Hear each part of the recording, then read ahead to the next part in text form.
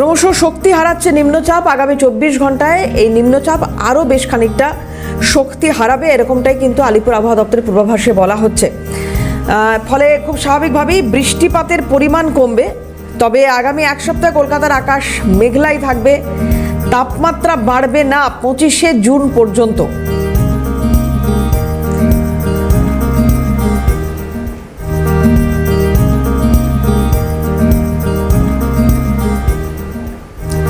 শক্তি হারাচ্ছে নিম্নচাপ, আগামী 24 ঘন্টায় আরও নিম্নমুখী হবে নিম্নচাপ। ফলে আপাতত বৃষ্টির পরিমাণ কমবে দক্ষিণবঙ্গে।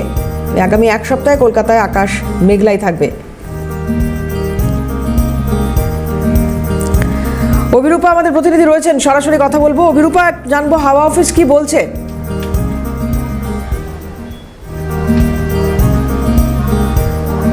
দেখো, হাওয়া অফিস সূত্রে বলা হচ্ছে আজ অর্থাৎ শনিবার রবিবার সেইভাবে তাপমাত্রার হেরফের কিছু হবে না। তাপমাত্রা যেরকম রয়েছে সেরকমই থাকবে। কলকাতা এবং তার পার্শ্ববর্তী অঞ্চলের তাপমাত্রা মাঝে মাঝে গরম অনুভূত হবে, ঘাম অনুভূত হবে, কিন্তু তারপরে অর্থাৎ 25শে জুনের পর থেকে বেশ কয়েকটি জেলায় বৃষ্টিপাতের সম্ভাবনা রয়েছে। বিশেষত পশ্চিমাঞ্চলের জেলাগুলোতেও বৃষ্টির সম্ভাবনা এবং উপকূলবর্তী জেলাগুলোতে বৃষ্টির সম্ভাবনা প্রবল বলে জানাচ্ছে আলিপুর আবহাওয়া দপ্তর। নিম্নচাপ অক্ষরেখা যা অবস্থান করছে এই মুহূর্তে দক্ষিণ বিহারের ওপর, তবুও তার অবস্থানের ফলে যে খুব একটা তাপমাত্রার হেরফের পশ্চিমবঙ্গে হবে এমনটা নয়। বলা হচ্ছে যে এই নিম্নচাপ কেটে গেলে নতুন করে আবারও নিম্নচাপের ফলে আগামী সপ্তাহে বৃষ্টির সম্ভাবনা রয়েছে কলকাতা, হাওড়া, হুগলি, উত্তর চব্বিশ পরগনা, দক্ষিণ চব্বিশ পরগনা সহ বিশেষ করে যেসব জেলাগুলোর বৃষ্টিপাতের সম্ভাবনা বেশি সেগুলো বাঁকুড়া, পুরুলিয়া, 2 বর্ধমান, 2 মেদিনীপুর, এই জেলাগুলোতে বৃষ্টিপাতের সম্ভাবনা বেশি। উত্তরবঙ্গেও চলবে বৃষ্টি আগামী সপ্তাহে, এমনটাই জানাচ্ছে আলিপুর আবহাওয়া দপ্তর।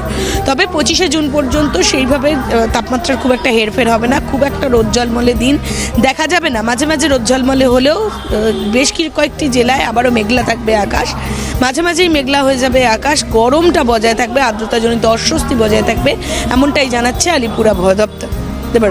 অভিরূপা, আরেকবার একটু যদি স্পষ্ট করো বিষয়টা, 25শে জুনের পর থেকে আবারও বৃষ্টিপাতের কথা বলা হচ্ছে।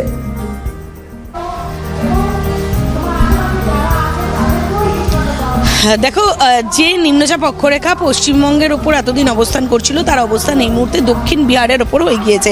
সেই নিম্নচাপ ধীরে ধীরে শক্তি হারাচ্ছে এবং গভীর নিম্নচাপ থেকে নিম্নচাপ হয়ে সেটা নর্মাল হয়ে যাওয়ার সম্ভাবনা রয়েছে। ফলত সেই নিম্নচাপের জেরে এই মুহূর্তে খুব একটা বৃষ্টির সম্ভাবনা নেই, বৃষ্টির সম্ভাবনা খুবই ক্ষীণ পশ্চিমবঙ্গের বেশ কয়েকটি জেলায় স্থানীয়ভাবে বৃষ্টি হলেও সেইভাবে শনি, রবি, সোম বৃষ্টিপাতের সম্ভাবনা নেই।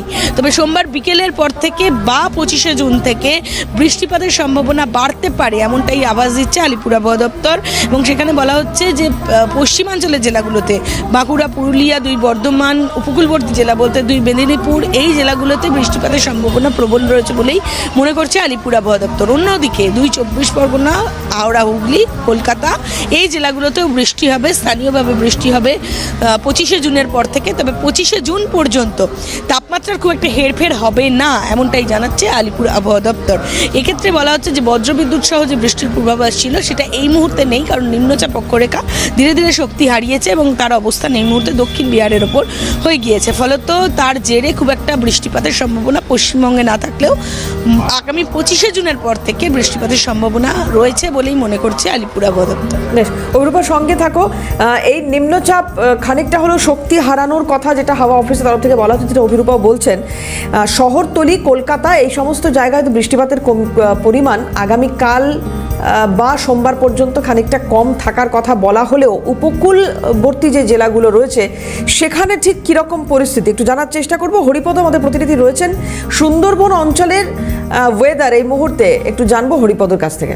হরিপদ,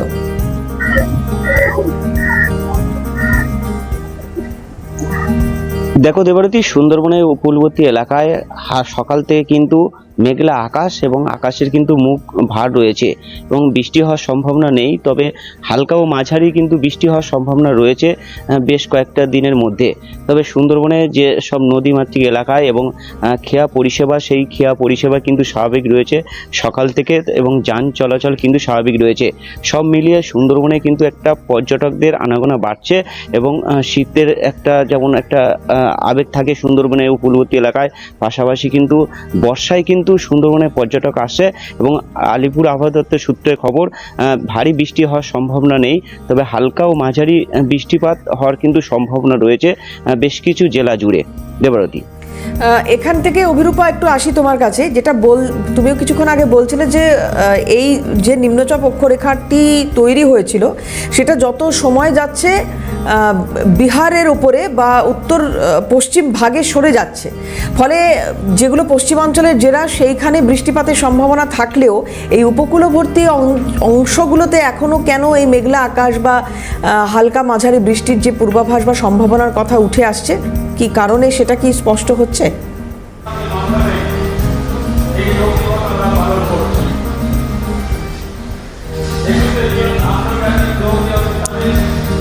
দেখো, নিম্নচাপ অক্ষরেখাটি নিজের শক্তি হারিয়েছে, এই মুহূর্তে দুর্বল নিম্নচাপে পরিণত হয়েছে, যা এই মুহূর্তে দক্ষিণ বিহারের ওপর অবস্থান করছে, যেটা উত্তর পশ্চিমে ধীরে ধীরে সরে যাচ্ছে। যত উত্তর পশ্চিমে সরছে তত তার শক্তি হ্রাস হচ্ছে, ফলত নর্মাল হয়ে যাবে, এরপর নিম্নচাপের আর কোনো অবস্থান থাকবে না, এমনটাই মনে করছে আলিপুর আবহাওয়া দপ্তর। যার জেরে এই মতো অবস্থায় ঠিক এই নিম্নচাপ, গভীর নিম্নচাপ থেকে নিম্নচাপ সৃষ্টি হয়েছিল, তারপর নিম্নচাপ থেকে মিলিয়ে যাওয়ার সম্ভাবনা রয়েছে।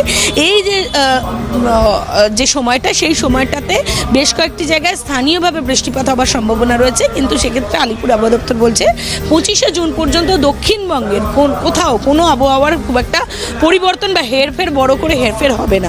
তাপমাত্রাও খুব একটা নিম্নমুখী হবে না, যেমন আছে সেরকমই থাকবে।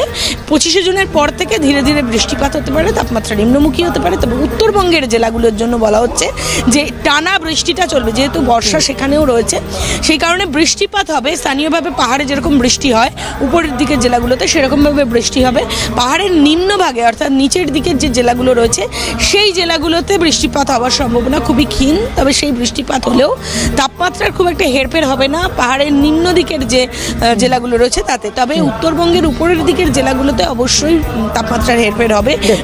অনেক ধন্যবাদ অভিরূপা। কথা বলছিলাম অভিরূপা হাজরা আমাদের সঙ্গে ছিলেন সরাসরি, হরিপদ ছিলেন, হরিপদকেও ধন্যবাদ।